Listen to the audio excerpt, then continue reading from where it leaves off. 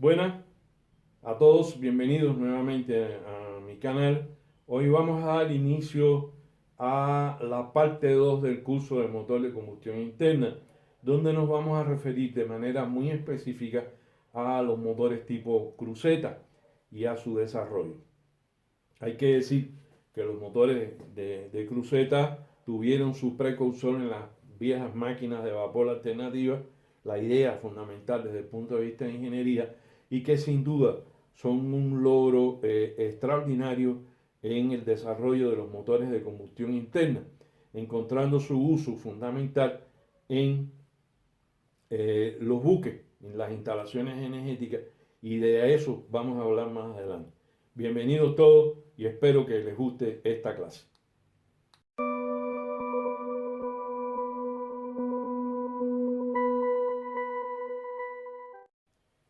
El surgimiento de los motores de cruceta está determinado fundamentalmente por la necesidad de crecer en potencia y al mismo tiempo aprovechar mejor el espacio de las salas de máquinas de los barcos, fundamentalmente, que fue donde más o es donde más aplicación y uso tienen los motores de combustión interna.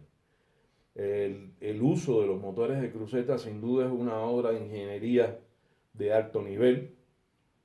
El crecimiento de los motores de cruceta permitió incrementar las dimensiones del cilindro, la carga de aire, el volumen de combustible inyectado y aprovechar mucho mejor el espacio en las salas de máquinas, ya que el crecimiento fue en el plano vertical y no en el plano horizontal, como ya era necesario hacer con los motores de tronco, que a pesar de que llegaban a tener hasta 12 cilindros y más en B con diámetro significativo, ocupaban demasiado espacio para las salas de máquinas.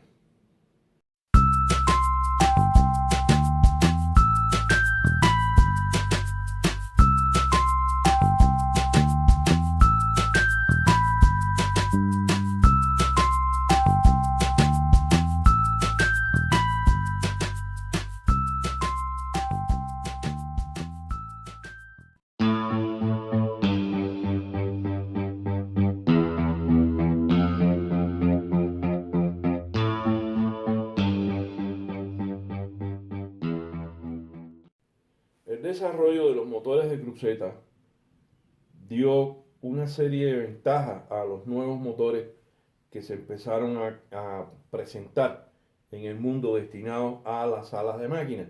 Hay algunos motores de cruceta de baja velocidad que están instalados en centrales eléctricas que trabajan con motores de combustión interna, como es una que hay en la ciudad de Kingston, en Jamaica, como es otra que hay en el canal de Panamá, para la ciudad de Panamá, y alguna otra que pueda haber en el mundo. Pero básicamente su aplicación, como ya había expresado, fue en los motores de combustión interna.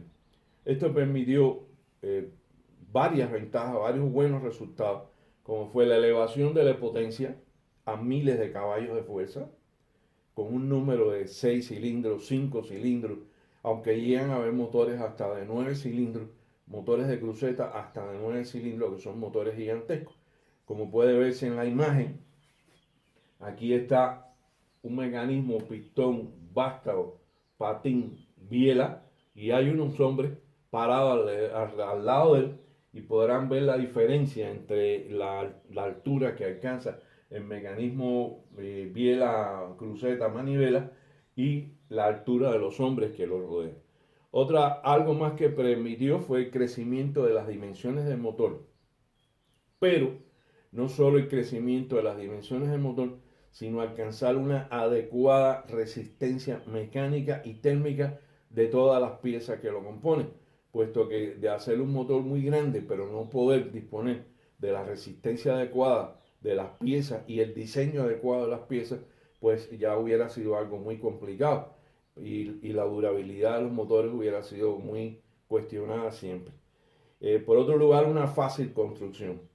Las piezas estacionarias del motor, como vamos a ver ahora, fueron construidas o son construidas de uniones soldadas, lo cual además es fácil construcción, aligera el peso del motor, y ya la construcción en general de mecanismos móviles o de las piezas en movimiento del motor siguen los mismos procedimientos que para los motores tipo tronco, solo que estamos hablando de piezas más grandes y por lo tanto máquinas de forja, procedimientos de fundición, máquinas para el torneado o el fresado con mayor capacidad, pero era algo que no era complicado lograr en la época en que comenzaron a desarrollarse estos tipos de motores. También permitió el uso de un combustible más barato. Los combustibles para las máquinas diésel, normalmente el combustible diésel refinado. Ya habíamos hablado de esto en la primera parte del curso de motores.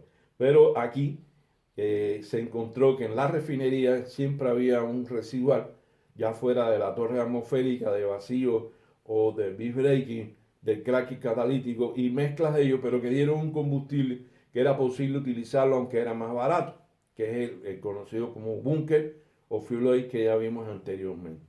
Por otro lugar, permitió también el uso de lubricantes diferenciados.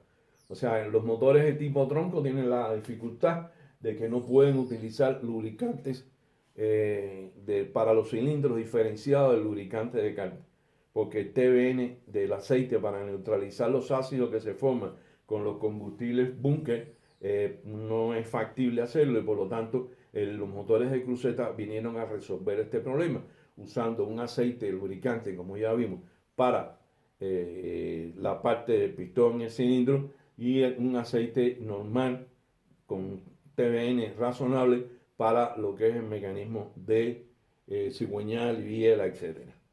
Por último, se permitió utilizar mecanismos de sistemas de lubricación ya como sistemas y sistemas de enfriamiento más eficientes que permitieran un mejor aprovechamiento del régimen térmico del motor sin que pudiera esto afectar por la pérdida de calor en los sistemas de enfriamiento, en los sistemas de lubricación, pues aquí se resolvió porque es controlada la temperatura a la que pues se mueve el agua de enfriamiento del motor y a la que se mueve el sistema de lubricación del motor, que cosa que veremos más adelante. Y por último, el sistema de llenado con aire fresco para la combustión de los cilindros fue mucho más eficiente, ya que se utilizó o se creó el sistema de barrido que se puede aplicar con mucha mayor efectividad en los motores de cruceta. Está de más, pero quiero aclararlo, que todos los motores de cruceta trabajan con el ciclo diésel específicamente, diésel o Sabaté. Ya habíamos dicho que se le llama diésel, aunque sea ciclo Sabaté, pero todos son motores que trabajan bajo este ciclo independientemente de la potencia que tenga el motor.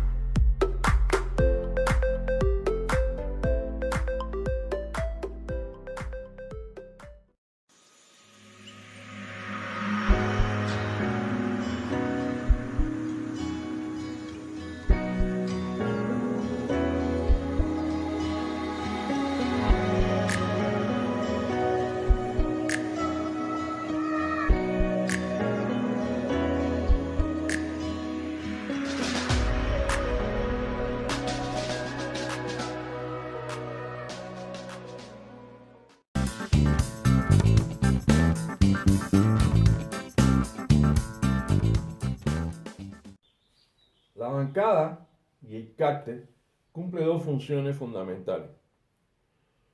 La primera, lo que se conoce como bancada, es lo que va sobre los cimientos, los fundamentos del motor, sean estos de acero, sean de concreto, y sobre ella va colocado el cigüeñal. Pero además tiene la función de soportar el peso del resto de las piezas del motor. La bancada, como aquí se ve en la figura, se construye de vigas soldadas y en el centro tiene el espacio maquinado donde van los cojinetes del cigüeñal, de los puntos de apoyo del cigüeñal y se monta el cigüeñal. Debajo de la bancada va también colocado, aunque no forma directamente parte de ella, si no es desmontable, es lo que se conoce como el cárter.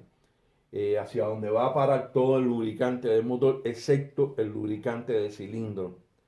Solamente el lubricante de cárter que pasa al sistema de enfriamiento del motor. ¿Por qué no el lubricante de cilindro? Porque el lubricante de cilindro prácticamente se quema en el proceso de combustión o durante el movimiento del pistón dentro del cilindro, y además se inyecta a la camisa del cilindro en dosificaciones muy precisas que garantizan la lubricación, pero también no permiten excesos de lubricante que vayan hacia la parte inferior del motor. La otra parte interesante es las columnas. Las columnas, como aquí se ve, son piezas también soldadas, vigas soldadas, se puede apreciar en la imagen, y en ellas va puesto lo que se conoce como la guía del patín, que vamos a ver un poco más adelante. Pero hay que decir que la estructura de la columna tiene los agujeros pasantes, se ven aquí, para el paso de los tirantes que lo van a unir a la bancada del motor para hacer una estructura firme.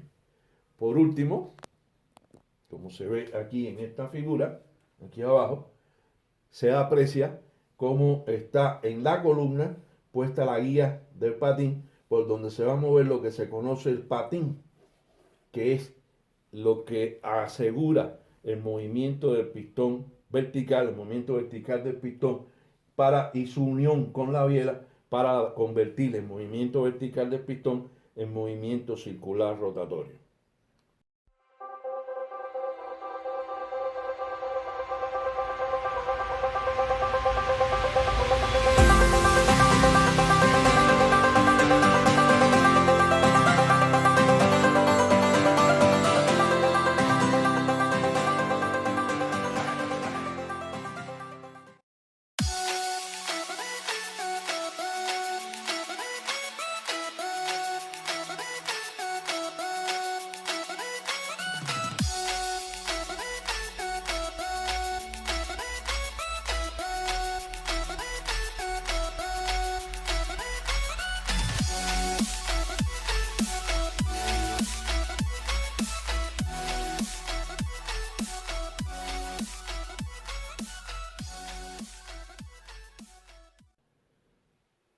En esta imagen se puede ver con mucha claridad cómo es el patín. O sea, el patín es una pieza que tiene unas guías que se deslizan sobre la guía del patín, están cubiertas de material Babbitt y son lubricadas, por supuesto, a presión con el sistema de lubricación del cilindro. Y a él, por la parte superior, se une el vástago del pistón atornillado. Hay varias formas de hacerlo. Aquí tenemos otra. Ya no es el vástago pasante y atornillado, empernado fuertemente. Y no es cuando se utiliza esta forma de unión del vástago al patín, o sea, la guía de cruceta y patín, se utilizan bielas ahorquilladas. Ahora, esto fue quedando atrás porque las bielas ahorquilladas desde el punto de vista constructivo tienen complejidad, y entonces se buscó un diseño que fuera más sencillo. Y entonces el patín ahora se une, o el pistón, el vástago del pistón se une al patín empernado por la parte superior y permite un enfriamiento con aceite del pistón por la corona interior, y a la parte inferior pues también fue empernado, y esto hace que la biela sea una biela más fácil de construir y más fácil de montar.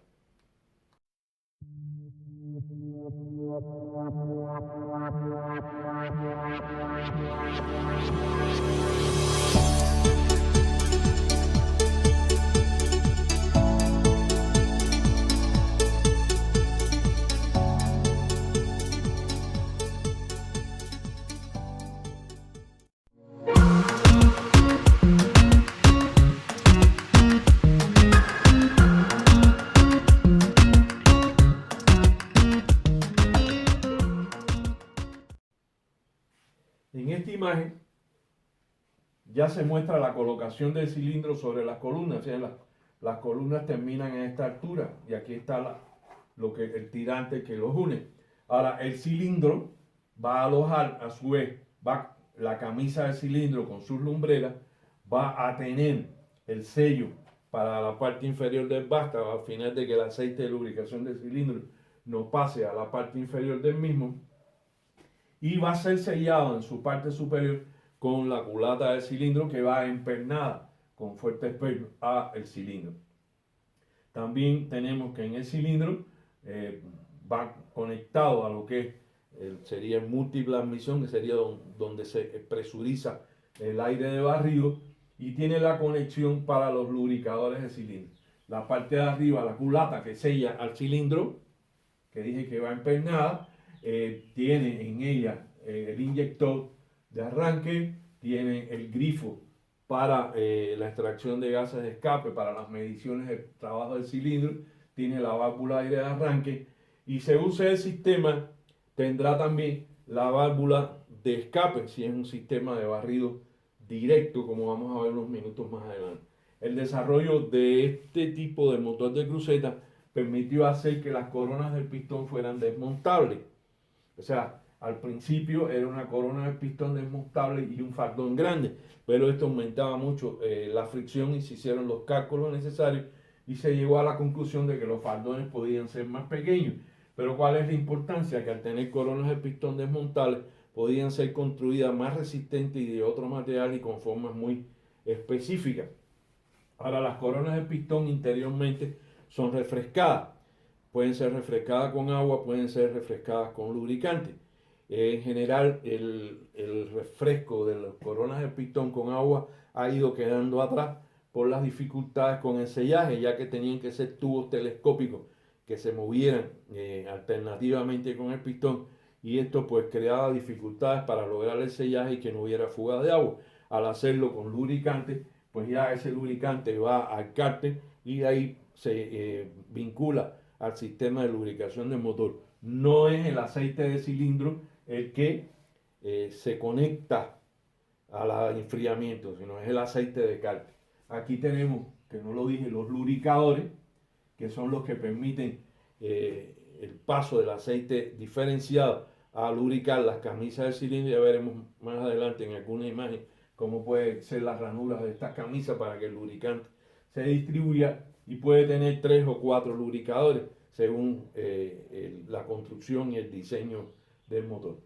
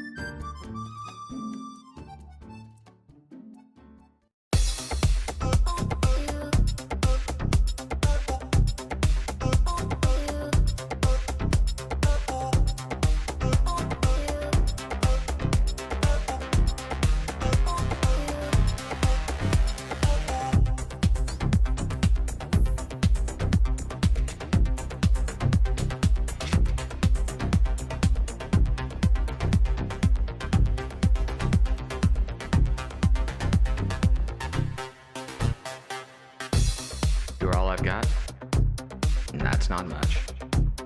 You're all I've got? That kinda sucks. I don't have a life. I don't have a clue. I don't have much. I've just got you.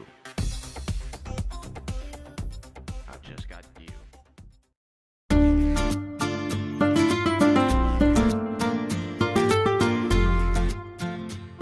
Para nada de esto hubiera sido posible si no hubiera existido un sistema de barrido, como es el sistema de barrido que se muestra en esta lámina.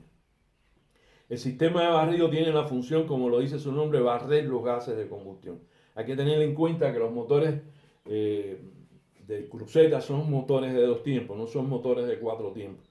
Esto hace que todo el ciclo del motor se desarrolle en una revolución, por eso son motores de bajas revoluciones, 115, 120, los que más, generalmente 103, 110, 105, y a los hay hasta de 90, 99, 100 revoluciones. Ahora, los sistemas de barrido, su función vital es que los gases de combustión sean empujados hacia el turbosoplador, en este caso, sean empujados por el aire fresco que envía un compresor. Ya veremos más adelante cómo funciona esto. Pueden ser varios los sistemas. Los primeros diseños, los diseños que se utilizaron, que utilizó una marca de motores muy específicamente, hacían las lumbreras de combustión, las lumbreras de escape más altas que las lumbreras de barrido. ¿Y esto qué permitía? Que cuando el pistón descendía se descubrían primero las lumbreras de escape, empezaban a salir por la propia presión en el interior del cilindro, por el proceso de combustión, los gases de combustión, y después se descubrían las lumbreras de admisión penetrando el aire fresco que empujaba, en este caso, aquí tenemos un barrido en rizo con retorno, un barrido cruzado, y así aparecieron diferentes tipos de diseños de sistema de barrido. Ahora, el que ha prevalecido, el que más se usa actualmente y el que mayor eficiencia presenta es el sistema de barrido directo, donde tiene una válvula de escape en la culata del cilindro. Cuando llegue el momento, de acuerdo con el ángulo de manivela del cigüeñal, se abre la válvula de escape y con la presión en el interior del cilindro comienzan a salir los gases de escape. Pero cuando se abren las lumbreras, entonces el aire de barrido va empujando completamente hacia arriba los gases de combustión, y hay que entender que las lumbreras están dispuestas de forma tangencial, o sea, no están rectas al eje del cilindro, sino tienen un ángulo, y esto hace que la entrada del aire sea en torbellino, lo cual acelera y hace más eficiente el barrido de los gases de combustión del interior del cilindro.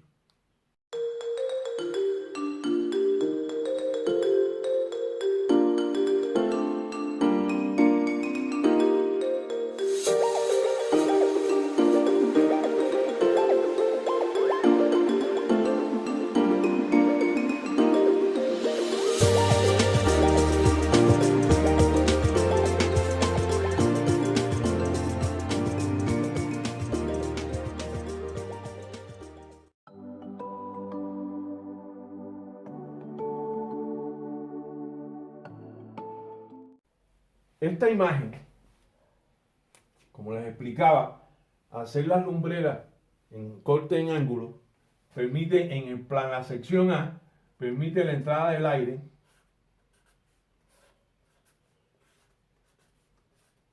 en forma de torbellino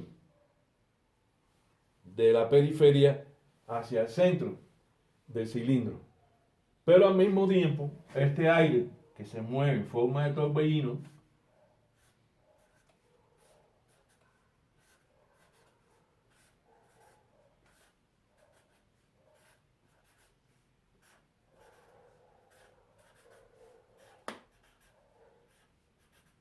va ascendiendo hacia la válvula de escape y sale, está claro, por la parte superior hasta que se cierra la válvula de escape van saliendo los gases de combustión empujados por el aire de barrido. Ahora bien, el sistema de barrido puede habilitarse de dos formas: con unos blowers mecánicos como este que está aquí, que son unos lóbulos de aluminio con un ajuste muy preciso y que trabajan con el mismo mecanismo de motor, o sea, son accionados por el cigüeñal del motor con un sistema de transmisión por cadena, por engrane, etc. Esto hace que el aire penetre, trabaja como las bombas de engranaje en los espacios entre el lóbulo y su camisa de cilindro y su envoltura, penetre y el mismo penetra al interior del cilindro, pero el sistema es el mismo, es barrido directo obligando a los gases de escape a salir al exterior. Este sistema se utilizó mucho durante la Segunda Guerra Mundial. Si alguna vez ven una película de guerra, traten de que salen las lanchas de desembarco, préstenle atención si es posible al audio o en el audio donde se recoge el sonido del motor. Estos motores eran de la marca General Motors, eran Grey Marine que se llamaban, y eran muy eficientes. Yo tuve la posibilidad cuando inicié mi carrera como motorista en un barco de trabajar con un barco que tenía este tipo de sistema de barrido, y hay que decir con toda honestidad que era un motor que, a pesar de que ya tenía años desde la Segunda Guerra Mundial hacia la fecha en que yo empecé a trabajar, era un motor muy eficiente y que trabajaba bien, pero este sistema presentaba la limitación de que al incrementar la masa de aire que tenía que entrar al cilindro en el poco tiempo en que tenía que hacerlo, pues era ineficiente, porque además le robaba potencia al motor, porque era un mecanismo que trabajaba precisamente con el movimiento del cigüeñal, y esto hacía que la eficiencia del motor bajara. En el orden de subir la eficiencia del motor, se crearon lo que se ve en esta imagen aquí abajo, que son los turbosopladores. Aquí es un turbosoplador de una máquina muy grande. El turbosoplador lo que hace es que los gases de escape van a mover una turbina, y esa turbina, que gira a alta velocidad con los gases de escape, va a tener del otro lado del eje un compresor rotatorio. De manera de tal que los gases de escape mismos del trabajo del motor, de la combustión del motor, accionan el turbosoplador, y el turbosoplador es el encargado de mover el compresor rotatorio que hace penetrar el aire a presión. Esto tiene un filtro de aire, tiene su sistema de enfriamiento también, porque las temperaturas suelen ser muy altas, y lleva un sistema de limpieza sistemático cada cierto tiempo. Van a ver en el video una imagen que se expresa más claramente cómo se penetra el gas al el interior del turbosoplador por la parte de la turbina, y cómo el aire fresco pues es tomado del exterior y penetra a los cilindros. Ya que el cilindro penetra, porque penetra a una cámara de barrido a presión, y el mismo movimiento del pistón cuando se produce los procesos de combustión y expansión, etcétera, va descubriendo las lumbreras, y como la presión es uniforme, el aire va entrando, el aire fresco va entrando a las cámaras del cilindro a la presión que, como dije, es de 2 a 3 kilogramos por centímetro cuadrado.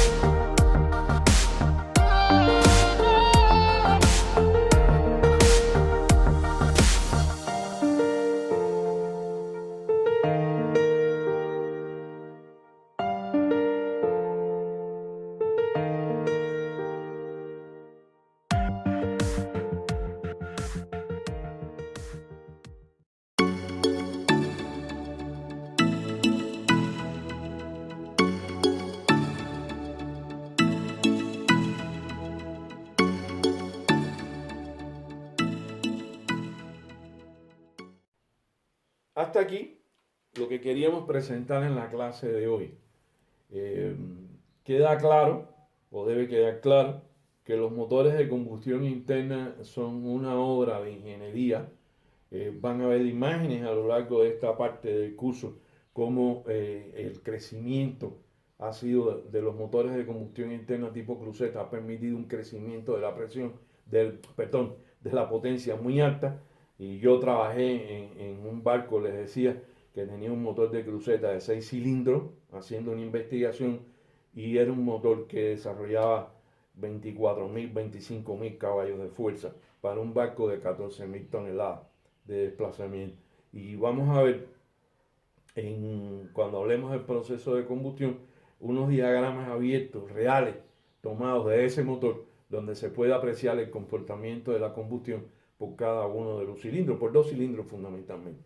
Así que hasta aquí la clase de hoy. Mucho gusto en tenerlos aquí, agradezco su participación y como siempre les digo, mano arriba, mano abajo, suscríbanse al canal y espero que se sientan satisfechos con lo que hemos visto en el día de hoy. Mi saludo y nos vemos en la próxima clase.